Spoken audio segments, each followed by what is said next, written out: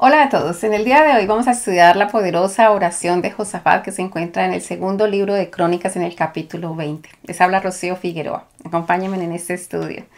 Bueno, vamos a observar qué es lo que la escritura tiene para regalarnos aquí en esta porción, así como hemos venido analizando todas estas oraciones poderosas que las escrituras nos muestran. Esta oración tiene unos ingredientes fundamentales que nosotros no podemos dejar de estudiar. Lo primero que encontramos es que en el capítulo 19 la palabra nos dice que Josafat era un rey bueno y había nombrado varios jueces. Esto es fundamental de una persona que quiere hacer justicia, que quiere que las cosas se hagan con justicia. Después en el capítulo 20 entonces empieza en el verso 1, dice: pasadas estas cosas aconteció que los hijos de Moab y de Amón y con ellos otros de los amonitas vinieron contra Josafat a la guerra.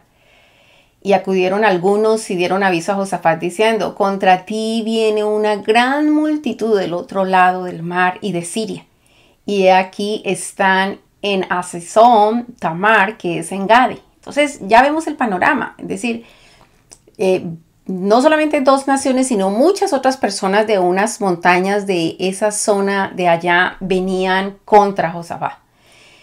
Y en el verso 3 nos dice qué fue exactamente lo que Josafat sintió en ese momento. Dice: entonces él tuvo temor. ¿Cuántas veces nosotros nos hemos encontrado en situaciones que decimos: esto es mucho más grande que yo, eso me supera esta situación, y tenemos temor? Pero el problema, yo pienso que el problema no es sentir temor en algún momento, el problema es quedarse con el temor. Y nosotros tenemos que ser conscientes. El Señor constantemente nos dice: no teman, no teman, no teman. Es decir, inicialmente podemos tener temor, pero nosotros inmediatamente tenemos que sacar eso de nosotros. Es como que si vienen pájaros, usted no va a dejar que hagan nido en usted. Viene un pensamiento, un espíritu de temor, y usted tiene que rechazarlo y no dejarle que haga nido en usted. Y entonces ya tiene que seguir con el siguiente procedimiento. ¿Cuál es el procedimiento? Tengo un problema, tengo una dificultad. ¿Cómo voy a solucionar yo esta dificultad? Entonces dice la escritura allí en el verso 13: entonces él tuvo temor y Josafat humilló su rostro para consultar a Jehová. Allí es a lo clave. Es decir, sentí temor, ¿qué es lo que tengo que hacer? Voy a consultar a Jehová, porque nadie está por encima de él. Él es todopoderoso, y por grande que sea este problema, es él quien me pueda ayudar a resolverlo. Y si él es el que me puede ayudar a resolverlo, ¿a quién voy a consultar? No es a carne ni sangre, es decir, a ninguna otra persona. Yo lo que tengo que hacer primero que todo es humillarme delante de Jehová e ir a consultarle a él. Eso fue lo que él hizo. Y después dice: e hizo pregonar ayuno a todos en Judá. Eso es tener liderazgo. Es decir, yo tengo que consultar al Señor. Voy y me humillo delante de él. Todavía no me ha respondido. No sé qué voy a hacer con esta situación. Voy a pregonar ayuno a toda Judá. Eso es lo que es ser Israel. Usted y yo somos Israel en la medida que usted entiende el significado del nombre Israel. Israel significa aquel que pelea junto con Dios y con los hombres para vencer. Si usted pretende quedarse solo tratando de solucionar el problema, pues es muy probable que no lo pueda superar. Pero cuando usted entiende que ser Israel es: yo voy a pelear junto con Dios y con otros hombres para poder vencer, ese es el concepto de iglesia. El concepto de iglesia es que todos nosotros somos un cuerpo. El Señor Yeshua, el Señor Jesucristo, es la cabeza de ese cuerpo. El Espíritu Santo es el espíritu de ese cuerpo. Y el Padre es el alma de ese cuerpo. Entonces todos juntos somos un solo hombre. Y para poder ganar las batallas, lo que nosotros tenemos que hacer es unidad. Entonces, dentro de esa unidad, por supuesto que no podemos dejar por fuera a la cabeza, que es el Señor Jesucristo, el Señor Yeshua, ni podemos dejar por fuera al Padre Eterno, ni al Espíritu Santo, porque para poder ser un nuevo hombre, un hombre valiente, un hombre que vence, pues nosotros tenemos que unirnos, tenemos que buscar la unidad. Entonces, lo primero es humillar el rostro delante de Jehová, porque te voy a buscar, pero todavía no me has respondido. Entonces, ¿qué es lo que voy a hacer? Voy a pregonar ayuno a todos en Judá. Esto no es un problema solo mío, esto es un problema de mi grupo, de mi familia, de mi iglesia, de la comunidad. Entonces vamos a pelear esa batalla juntos. Y dice después en el verso 4, dice: y se reunieron los de Judá para pedir socorro a Jehová. Y también de todas las ciudades de Judá vinieron a pedir ayuda a Jehová. Acuérdense que el rey vivía en Jerusalén. Entonces él hizo pregonar y vinieron de las otras ciudades de alrededor y todos vinieron a buscar, a pedir ayuda. Dice la palabra claramente: a pedir socorro de Jehová a pedir ayuda de Jehová, porque era el único que podía solucionar esa situación. En el verso 5 ahí del capítulo 20 de Segunda de Crónica dice, entonces Josafat se puso en pie en la asamblea de Judá y de Jerusalén, en la casa de Jehová, delante del atrio nuevo, y dijo, interesante, él es un líder y entiende que, bueno, yo soy el rey, yo tengo que hacer algo. Bueno, si nosotros tenemos un problema, nosotros tenemos que liderar. ¿Qué es lo que vamos a hacer? No nos podemos quedar llorando o sufriendo o contemplando el problema y deificando el problema y haciendo mucho más grande el problema. No, lo que nosotros tenemos que hacer es una situación de liderazgo, humillarnos delante de Jehová, pregonar ayuno, reunirnos con las personas, y cuando ya estamos reunidos, pues si usted es el del problema, usted es el de la situación grande, es su responsabilidad, entonces lo primero que tiene que hacer es que empiece usted. Y entonces él se para allí en esa reunión y dice, empieza a orarle al Señor, porque fue a buscar al Señor, fueron a buscar, a pedir ayuda y pedir socorro de Jehová. Entonces tenían que hacer esta oración para el Señor. Dice que le dijo, Jehová, Dios de nuestros padres. Eso me parece a varias oraciones que hemos analizado hasta el momento, es que ¿a quién le está orando usted? Sea claro, invoque el nombre de Jehová, invoque el nombre de su Dios. Hay personas que todo el tiempo es Dios, Dios, Dios, Dios, Señor, Señor, Señor, pero sea específico. Si usted ve todos los salmos y usted va a través de todas las oraciones, es ser específico a quién yo le estoy hablando. Pues le está hablando a Jehová, Dios de nuestros padres, es lo primero, y después empieza en todo el proceso de glorificación. Pero ese proceso de glorificación viene con preguntas. Dice, ¿no eres tú el Dios en los cielos y tienes dominio sobre todos los reinos de las naciones? Qué fundamental es esta pregunta, porque ya lo que le está diciendo es, tú eres el Dios en los cielos y además tienes dominio sobre todos los reinos de las naciones. Aquí hay algo que es fundamental. ¿Dios necesita que usted le esté alabando, que usted le esté glorificando? No, los que necesitamos eso somos nosotros. Porque cuando usted tiene un problema que es así de grande y usted empieza a ver la grandeza, el poder, el señorío, la gloria de Dios, usted empieza a ver a Dios más alto que el problema. Lo que le permite a usted encontrar la fe y la confianza nuevamente en Dios. Porque el enemigo, cuando trae una dificultad, un problema, lo quiere mostrar mucho más grande de lo que es. Pero en el mismo momento en que usted empieza a glorificar, a alabar, a ensalzar al Señor, el problema empieza a tomar la estatura que realmente tiene y el Señor se entrona en su corazón y cambia completamente la perspectiva del problema. Por eso él empieza, ¿no eres tú Dios en los cielos y tienes dominio sobre todos los reinos de las naciones? Acuérdate que el problema que tenía era con unos reinos que venían contra él. Él está diciendo, tú estás por encima de todos esos reinos. Después continúa. No está en tu mano tal fuerza y poder que no hay quien te resista. Ahorita lo siguiente, es decir, tu mano tiene tal nivel de fuerza y poder que no hay nadie que se pueda oponer contra ti. Eso ya le está dando un panorama de que si tú estás conmigo, ¿quién va a estar contra mí? Porque nadie te puede resistir. En el verso 7 dice, Dios nuestro, ¿no echaste tú los moradores de esta tierra delante de tu pueblo Israel y la diste a la descendencia de Abraham, tu amigo, para siempre? Ahorita pone en contexto el problema. ¿Cuál es el problema? Estas naciones quieren quitarle la tierra a Judá. Eso fue histórico y vamos a hablar más adelante acerca de los espíritus de esas naciones, de los moabitas y los amonitas. Ellos siempre quisieron quitarle tierras a Israel, tanto a Israel como a Judá, y ellos hacían un planteamiento que esas tierras eran de ellos, pero no es verdad, porque cuando Israel iba saliendo de Egipto, el Señor les dio a ellos orden específica de que no podían tocar la tierra de los amonitas, de los moabitas y de Edom. ¿Por qué razón? Porque los amonitas y moabitas son, como diga usted, dos naciones de sobrinos, como si fueran los sobrinos suyos que formaron esta nación. Y los de Edom era como la nación de los hermanos. ¿Por qué razón? Porque acuérdese que los moabitas y los amonitas son los hijos de Lot. Y Lot era sobrino de Abraham. Ahora, ¿quiénes eran los de Edom? Los de Edom son los hijos de Esaú. Esaú era el hermano de Jacob, aquel que se le cambió el nombre por Israel. Luego entonces, empezamos a observar esto tan poderoso, tan poderoso. Lo primero es que Josafat, a pesar de tener miedo, lo que hace es que se humilla delante del Señor. Después de que él se humilla delante del Señor, pregona ayuno como todo un líder que tiene conciencia de lo que es ser Israel, aquel que pelea junto con Dios y con los hombres para vencer.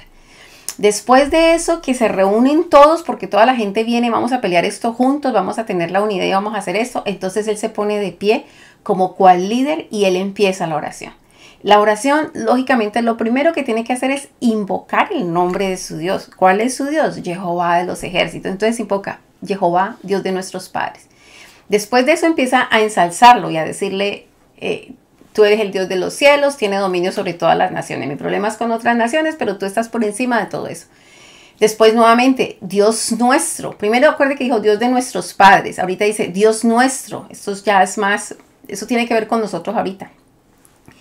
No echaste tú los moradores de esta tierra delante de tu pueblo Israel y la diste a la descendencia de Abraham, tu amigo para siempre. Está presentando un caso donde los enemigos están haciendo injusticia. Está presentando, aquí lo que se está cometiendo es algo que no se tiene que suceder porque esta tierra nos pertenece, porque tú nos la diste para siempre. Después, y menciona una promesa porque dice, y la diste a la descendencia de Abraham, tu amigo para siempre. Por eso es que son importantes las promesas. Tenemos un estudio acerca de promesas de Dios para vencer. Cuando usted conoce bien las promesas se convierten como esos salvavidas, que si usted está a punto de ahogarse en medio de un problema, llega ese salvavidas, usted se agarra ese salvavidas y sale al otro lado. Entonces, él está planteando aquí esa promesa que se le había dado de que esa tierra se le había dado a los descendientes de Abraham para siempre, y ellos son descendientes de Abraham. Y dice el verso 8, hablando de la descendencia de Abraham, de los primeros que llegaron allí, es decir, hablando de Israel, dice, y ellos han habitado en ella y te han edificado en ella santuario a tu nombre. Qué importante es esto. Es decir, Dios le da a usted una tierra.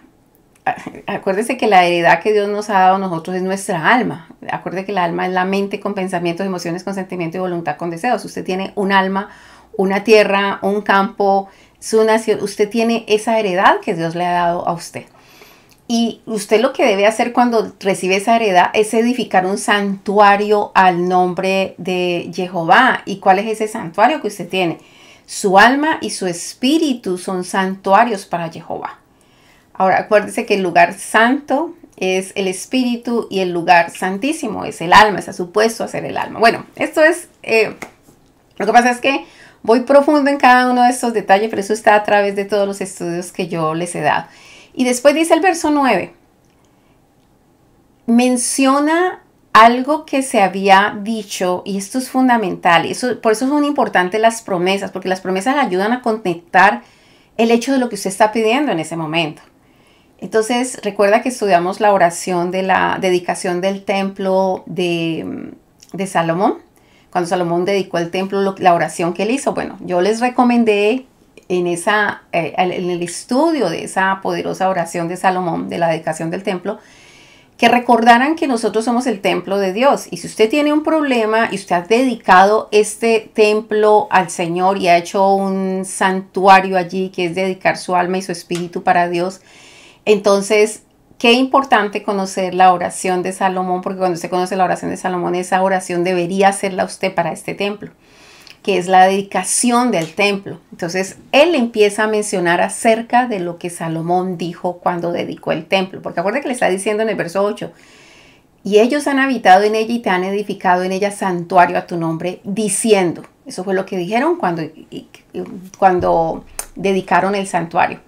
Si mal viniere sobre nosotros, o espada de castigo, o pestilencia, o hambre, dice él, nos presentaremos delante de esta casa y delante de ti, porque tu nombre está en esta casa. Y esto es fundamental, que dice porque tu nombre está en esta casa. Cuando nosotros la palabra dice que hay que orar a los hijos de Israel, sobre los hijos de Israel, que el sacerdote oraría de la siguiente manera: Jehová te bendiga y te guarde. Jehová haga resplandecer su rostro sobre ti y tenga de ti misericordia. Jehová alce sobre ti su rostro y ponga en ti paz. Eso está en el libro de Números, en el capítulo 6, en el verso 23 y 24. Entonces, si usted observa y dice la palabra, y pondrán mi nombre sobre el pueblo y yo los bendeciré. Eso hace haber puesto 3 veces el nombre de Jehová sobre el pueblo.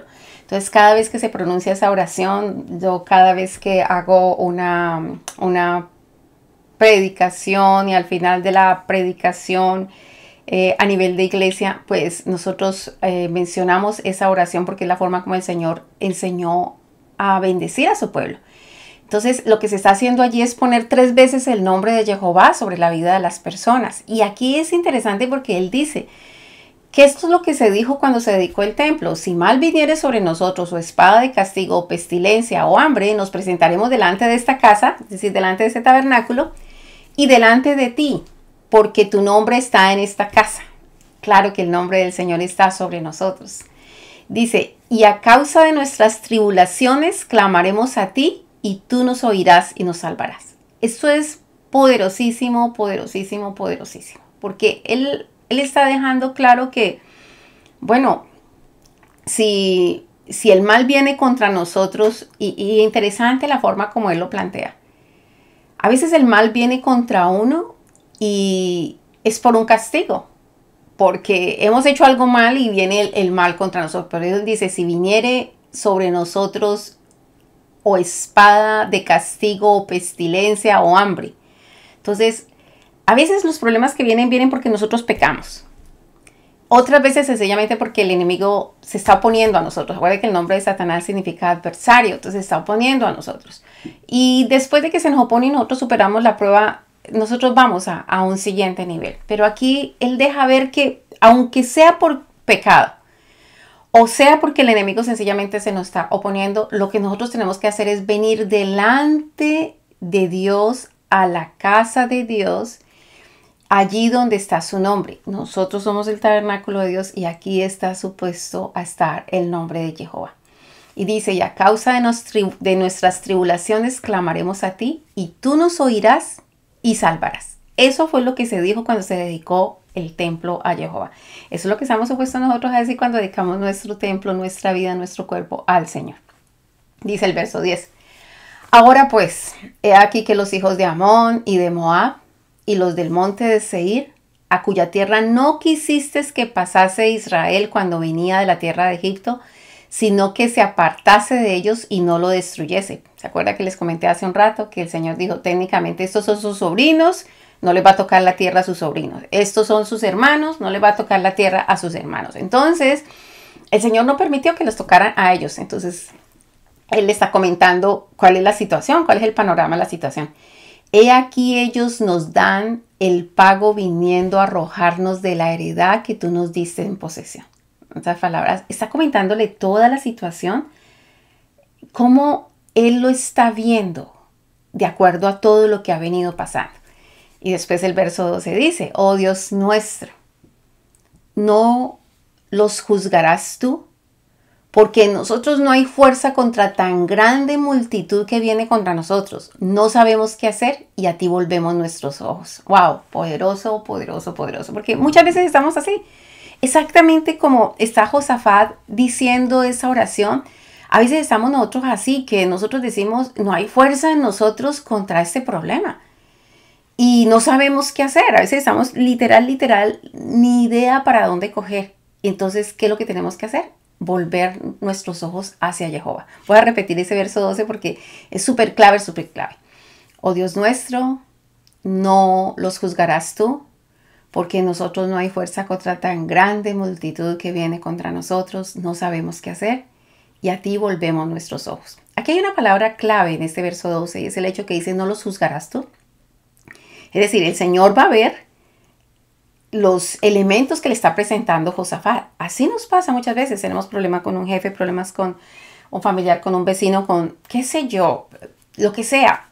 Y no se trata del problema con la persona en sí, sino lo que hay en ellos que hace que actúen de ciertas maneras que son equívocas. Si algo no es justo, alguna situación, presente toda la situación delante del Señor Y el Señor, que es nuestro Dios, Él juzgará en esa situación. Y de acuerdo a lo que Él juzgue, muchas veces cuando se va a buscar al Señor en oración, el Señor dice, por cuánto pecaron, por cuánto hicieron esto, y va a pasar esto, y como que no hay nada que hacer ahorita, van a tener que resistir esa situación, va a pasar eso porque ustedes están en reprensión. Y el Señor después tiene misericordia y les quita esa reprensión. Pero aquí Él claramente dice, Señor, ven y juzga, porque esto que está sucediendo no es justo. Pero me gusta, me llama mucho la atención que Él claramente le dice, no hay fuerza en nosotros contra esta gran multitud. Y otra cosa, no sabemos qué hacer. ¿Qué vamos a hacer? Dinos, Señor, si nos rendimos, si peleamos, ¿por dónde salimos? ¿Qué es lo que nosotros vamos a hacer? Entonces dice la palabra que toda Judá estaba en pie delante de Jehová con sus niños y sus mujeres y sus hijos. A mí eso me llama siempre poderosísimamente la atención, que uno ve oraciones, uno ve, por ejemplo, la situación de Esther, varias de esas cosas. Los niños son partícipes de la situación, es decir, sepan lo que está pasando y vengan y somos todos juntos, somos Israel, somos un cuerpo, somos una familia, somos una comunidad. Venga, vamos a orar y vamos a interceder por esto. Entonces dice allí, vuelvo y repito el verso 13 que dice, y toda Judá estaba en pie delante de Jehová con sus niños y con sus mujeres y sus hijos. Y estaba allí Jaasiel, hijo de Zacarías, hijo de Benaía, hijo de Jehiel, hijo de Matanías, levita de los hijos de Asaf, sobre el cual vino el Espíritu de Jehová en medio de la reunión. Entonces, palabras más, palabras menos, lo que está diciendo es que allí dentro del grupo había un levita y que vino el Espíritu de Dios sobre ese levita. Y dijo así, es decir, el Espíritu de Dios habló a través de este levita y dijo así, oíd Judá todo y vosotros moradores de Jerusalén, y tú, rey Josafat, Jehová os dice así. Qué interesante, este mensaje que estaba trayendo empieza a mencionar a quién se lo estaba trayendo. Por eso le dice, oíd Judá todo, porque acuérdense que estamos hablando del reino de Judá. Y dice, y vosotros moradores de Jerusalén, porque estaban específicamente en la ciudad de Jerusalén. Y tú, rey Josafat, porque fue el líder que convocó a toda esta reunión, Jehová os dice así. Y lo primero, como siempre el Señor, cuando empiezan este tipo de procesos, lo primero que el Señor envía a decir es, no temas ni os amedrantéis delante de esta multitud tan grande, porque no es vuestra la guerra, sino de Dios. Wow, ya el Señor juzgó. Josafat le presentó el caso y ya el Señor juzgó. Dijo, no es vuestra la guerra, sino de Dios.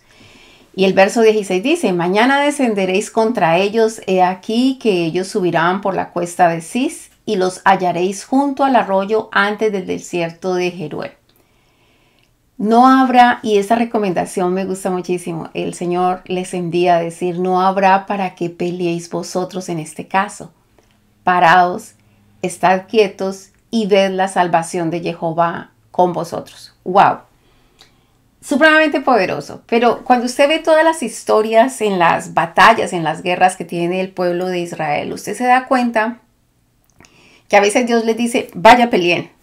Otras veces les dice, ríndanse. Otras veces les dice, va a subir primero tal tribu, van a ir por grupos. Primero va a ir tal tribu y va a pelear y después van a ir tales otros. Es decir, nosotros no sabemos qué hacer. Nosotros no sabemos cómo manejar un conflicto grande, una situación de esa. Está el que todo lo sabe, que es el Señor.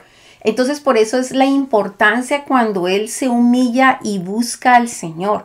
Busca preguntarle, no sé qué hacer, no sé cómo hacer. Vino a consultarle a Jehová. Entonces, vuelvo a repetir este verso 17 porque es de los que, es decir, hay que remarcarlo. Toda esta oración hay que remarcarla, pero esto es importante. El Señor le dice, no habrá para que peleéis vosotros en este caso. Escuche, en este caso, no todos los casos son iguales. Por eso es que nosotros no podemos coger como que el método para pelear una guerra, 5 pasos para... Olvídese acerca de esas cosas. Eso no va. La verdad es que lo que nosotros necesitamos es la revelación que nos trae el Espíritu Santo a nuestras vidas cuando estamos en un conflicto para saber cómo vamos a hacer. Porque Él conoce al enemigo, Él sabe lo que cómo van a funcionar las cosas y cómo nosotros podemos prosperar en ese proyecto que tenemos de salvación, de liberación, de apertura de cárceles, de rescatar a los cautivos, de lo que sea nuestra situación en ese momento. Entonces, Ahí específicamente el Señor le envía a decir, no habrá para que peleéis vosotros en este caso. Paraos, estad quietos y ved la salvación de Jehová con vosotros. ¡Wow! Poderosísimo. Solamente la instrucción, párese, estén quietos y vean la salvación de Jehová que va a tener con ustedes. Lindísimo. Y continúa en ese verso 17. Oh Judá y Jerusalén. Nuevamente les recomienda el Señor, no temáis ni desmayéis. Salid mañana contra ellos porque Jehová estará con vosotros. En otras palabras, yo voy a pelear, pero yo sí quiero que ustedes hagan presencia allí. Yo quiero que ustedes vayan. Qué importante eso, porque el Señor no les dijo, vaya todos a su casa, acuéstense, escóndanse, arrópense, quédense allí, que yo voy a ir a pelear la batalla. No, no funciona de esa manera, porque esto es una situación de tipo espiritual y estamos hablando de la unidad, se necesita el cuerpo allí. Entonces, por eso le dice, no teman, no desmaña y salgan mañana contra ellos porque Jehová estará con vosotros. Verso 18 le dice, entonces Josafat se inclinó rostro en tierra. A ver, acaba de tener la respuesta de parte de Jehová. Se inclina rostro en tierra y asimismo todo Judá y los moradores de Jerusalén se postraron delante de Jehová y adoraron a Jehová. Qué hermoso. Es decir, acabamos de tener una respuesta. Ahorita lo que vamos a hacer es adorar a Jehová. Después del verso 19 dice, y se levantaron los levitas y los hijos de Coad y los hijos de Coré para alabar a Jehová, el Dios de Israel, con fuerte y alta voz. Wow. No se limitaron a alabar y a glorificar al nombre de Jehová, sino que siguieron alabando y glorificándolo. Esto apenas empezaba. Ya el Señor les estaba diciendo qué es lo que iba a suceder y cómo era. Es cuando más tenemos que alabar y glorificar al Señor. Verso 20, y cuando se levantaron por la mañana, salieron al desierto de Tecoa, y mientras ellos salían, Josafat, estando en pie, dijo, aquí está todo un líder. Usted tiene que liderar. Usted tiene un problema, lidere ese problema. No espera que alguien más venga y le solucione, porque por supuesto que hay una parte que tenemos que hacer nosotros y otra parte hace Dios. Pero tomemos el lugar que nos corresponde, la responsabilidad y hagamos nuestra parte. Entonces, esto fue lo que les dijo Josafat a ellos cuando iban saliendo por la mañana. Le dice, oídme Judá y moradores de Jerusalén. Creed en Jehová vuestro Dios y estaréis seguros. Creed a sus profetas y seréis prosperados. ¡Wow! Poderoso, poderoso. Interesante, ¿no? Crean a Jehová y estarán seguros. Y es que eso es lo que el Señor nos da a través de todos los mandamientos, estatutos, decretos, ordenanzas, leyes, testimonios. Todo lo que sale de la boca del Señor, cuando usted cree en eso que ha salido de la boca del Señor, eso le va a permitir a usted estar seguro. Y después dice, crea a sus profetas y seréis prosperados. ¿Quieren ser prosperados? Miren lo que han dicho los profetas, porque la palabra de Dios es eterna. Así que tuvo cumplimiento ayer, tiene cumplimiento hoy, tiene cumplimiento mañana. Y pareciera que siguiera paralelos y paralelos de cumplimiento. Entonces eso no cambia, eso no va a cambiar. Entonces ya saben, crean a Jehová y van a estar seguros, y crean en los profetas y van a ser prosperados. Verso 21 dice, y ha habido consejo, es decir, Él les está dando el consejo, levántense, se crean en Jehová y hagan esto y crean a los profetas, es decir, tengan en su mente lo que ha salido de la boca de Jehová y lo que ha salido de la boca de los profetas, que es palabra de Jehová a través de los profetas. Verso 21. Y ha habido consejo con el pueblo, puso a algunos que cantasen y alabasen a Jehová. Otra clave preciosa para cuando nosotros tenemos dificultades y problemas. Cante y alabe a Jehová. Cuando dice la palabra claramente que en la alabanza de su pueblo hay libertad. Cuando nosotros cantamos y alabamos al Señor, la fe nuestra en el Señor se crece y el problema se vuelve tan pequeñito que es para nuestro bien. La alabanza no es algo que Dios necesite de parte nuestra. La alabanza es lo que nosotros necesitamos para poder que nuestra fe se fortalezca en el poderoso, en el que todo lo puede, en que todo lo sabe y el que está en todas partes. Entonces, mire lo que sucede. Dice que, y ha habido consejo con el pueblo, puso a algunos que cantasen y alabasen a Jehová, vestidos de ornamentos sagrados, mientras salía la gente armada, y que dijesen, mire lo que él les dijo, digan, esto es fundamental, glorificad a Jehová porque para siempre es su misericordia. Él no dijo, bueno, ya el Señor sabe que esto no fue culpa mía, que estos pueblos vienen es porque están haciendo injusticia. No, Él entiende la importancia de clamar la misericordia de Jehová. Por eso dice glorificar a Jehová porque su misericordia es para siempre. Y cuando comenzaron a entonar cánticos, y mire que aquí es donde está la parte clave dentro de ese proceso, dice, cuando comenzaron a entonar cánticos de alabanza, Jehová puso contra los hijos de Amón, de Moab y del monte de Seir las emboscadas que ellos mismos habían puesto contra Judá. Y se mataron los unos a los otros. Pero escuche, dice la palabra claramente, y cuando comenzaron a entonar los cánticos de alabanza, Jehová puso contra los hijos de Amón, de Moab y del monte de Seir las emboscadas que ellos mismos habían hecho contra Judá. Allí hay una clave. La alabanza y la adoración es un medio, es una estrategia de guerra. Así que nosotros no podemos dejar de alabar y glorificar al Señor. El problema es cuando las personas empiezan como casi que a alabar y a glorificar el problema. Es que tengo cáncer, es que ese cáncer, es que yo no, es que soy tan enfermo, estoy tan cansado, es que tantos problemas y no hay solución. Entonces, lo que nosotros estamos haciendo es alabar el problema. Pero cuando usted empieza a entonar cánticos de alabanza a Jehová, el Señor empieza a actuar en medio de eso.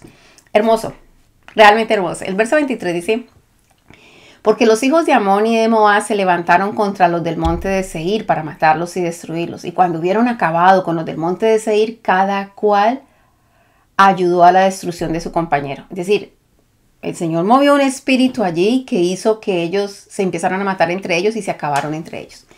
Y dice el verso 24, y luego que vino Judá a la torre del desierto, donde el Señor les dijo, vaya, encuéntrense con ellos. Cuando llegó Judá allí a la torre del desierto, miraron hacia la multitud y aquí que yacían ellos en tierra muertos, pues ninguno había escapado.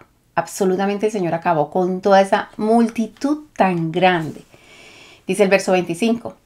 Viniendo entonces Josafat y su pueblo a despojarlos, ya usted sabe el término de los despojos, cuando hay una guerra entre dos ejércitos y el que gana, después empieza a mirar entre lo que quedó tirado de los que perdieron, empiezan a sacar las joyas y todas las cosas de valor que hayan quedado.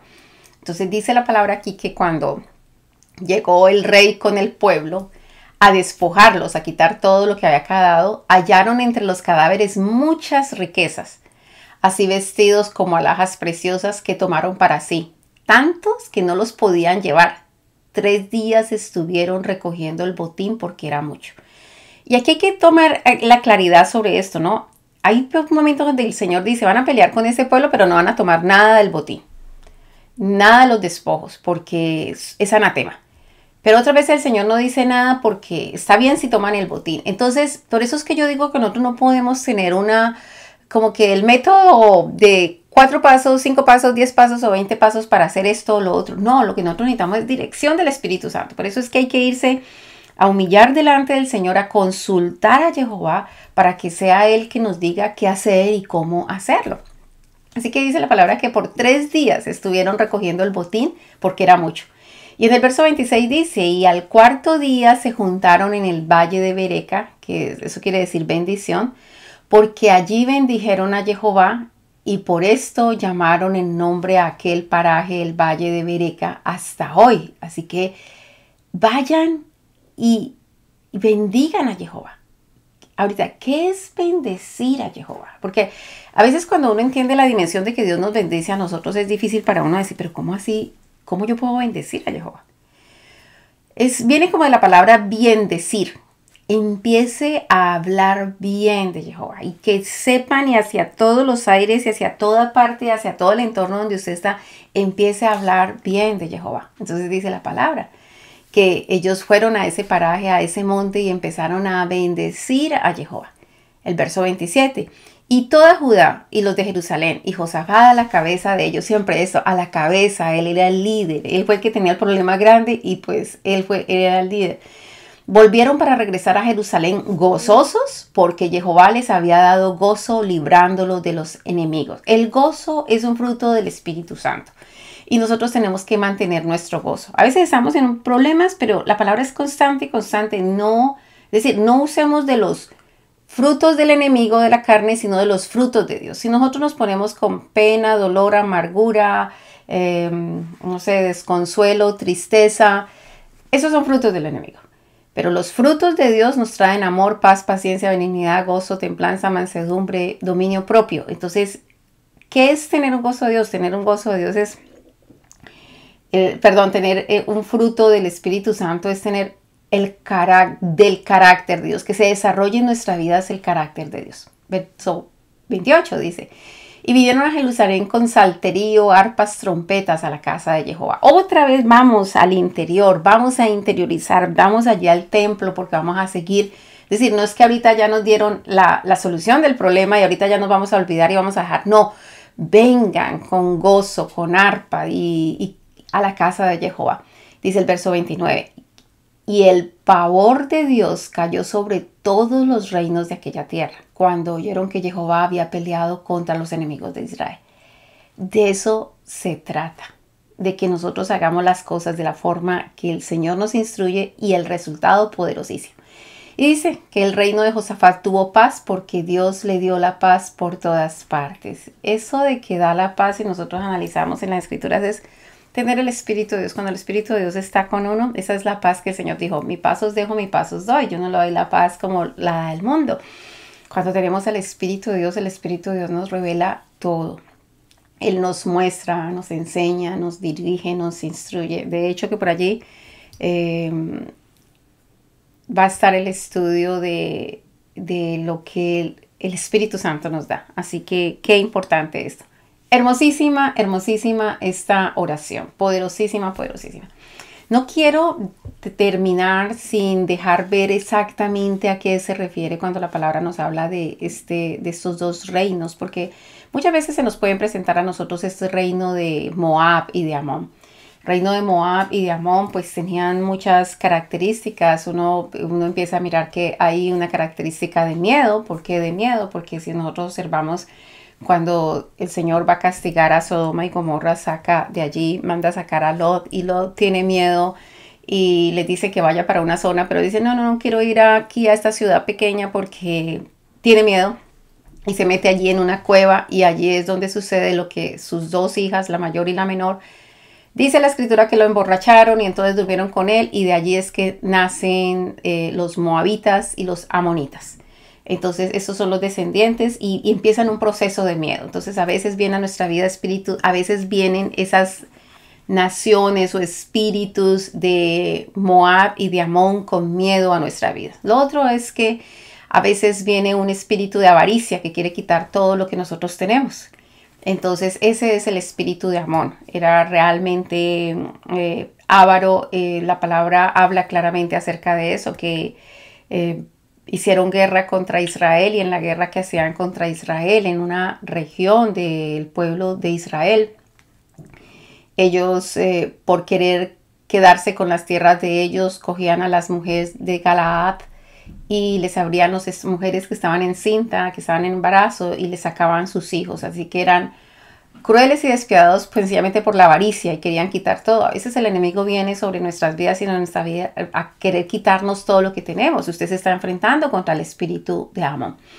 También vemos dentro del espíritu de Moab una referencia que hace la Escritura en el libro de Amos, cuando dice la razón por la que juzga tanto a los moabitas como los amonitas. Allí es donde se ve más específicamente esto. Usted va a encontrar que una de las referencias hacia Moab es que no tuvo reparo en calcinar los huesos del rey de Edom. Es decir, lo mataron, y aparte de eso pues calcinaron los huesos del rey de Edom. Aquí lo que nosotros vemos en ese espíritu de Moab es una referencia al hecho de no respetar lo que queda de una persona que vivió. En otras palabras, es como un espíritu de profanación de los cadáveres, de no hacer las cosas como el Señor ha pedido. Por ahí tengo que darles otro estudio acerca de la cremación o el entierro, pero en esta ocasión lo importante es que usted observe que el libro de Amos en el capítulo 2 habla claramente la razón por la que está juzgando a los moabitas, y dice que él va a ser echado realmente porque habían no respetado los huesos de este rey de don. Así que esos son los espíritus. Vemos un espíritu de avaricia, un espíritu de codicia, un espíritu de temor, un espíritu de profanación de los cadáveres en el libro de Amos. Así que eso es con lo que nos enfrentamos nosotros muchas veces en cuanto a una nación que es como los moabitas y los amonitas. Bueno, espero que esta oración de Josafat le haya traído mucha luz acerca de todas situaciones. A veces los problemas parecen que nos sobrepasan a nosotros, pero hay alguien que es mucho más grande, mucho más profundo, mucho más ancho, inmensamente cubre absolutamente todo, todo, todo. Así que ningún problema es tan grande. Realmente no es tan grande. Lo que nosotros tenemos que hacer es hacer todo el proceso como Josafat lo hizo, y eso hará una gran diferencia en nuestras vidas. Bueno, espero que este video haya sido de bendición, y recuerde que si lo fue, por favor, compártalo, comente, dele like, suscríbase al canal y continuemos con esto para que sigamos con esta serie de sabiduría y poder. Y en este momento con todas las oraciones célebres en la escritura y de gran poder. Cuídese, bendiciones, y que la gracia del Señor sea con usted. Bye.